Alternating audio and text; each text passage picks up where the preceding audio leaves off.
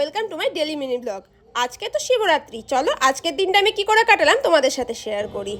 সকালবেলা কাজে বেরিয়ে যাওয়ার পরে গোপু সেবা করে নিয়েছিলাম, তবে প্রসাদটা আজকে খাইনি, কারণ আজকে আমি নির্জলা উপোস করেছি। এখানে কাবলি ছোলা আর সাবু ভিজিয়ে রেখেছিল মা আগে থেকে। এরপরে আমি একটু এডিট করে নিয়ে ঘুমিয়ে পড়েছিলাম। ঘুম থেকে উঠে স্নান করে গোপু সোনার দুপুরের সেবা করে নেওয়ার পরে আমি রেডি হয়ে নিয়েছিলাম।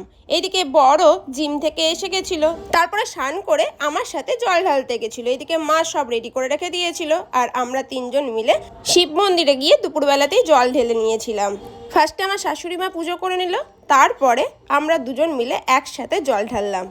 এটা আমাদের প্রথম করা একসাথে শিবরাত্রি।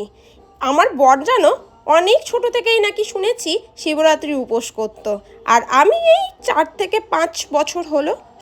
জানো আমি না খুব একটা উপোস করে থাকতে পারি না, অ্যাসিডিটির প্রবলেম হয়ে যায়। তবে শিবরাত্রিটা খুব মন দিয়ে করার চেষ্টা করি। তবে বর বলল আমি দুপুরে এসেই জল ঢালবো, একসাথে দুজন মিলে জল ঢালবো। দুপুরবেলা একদম ভিড় ছিল না বলে বেশ মন দিয়ে আমরা তিনজন মিলে পুজো দিলাম। হর হর মহাদেব।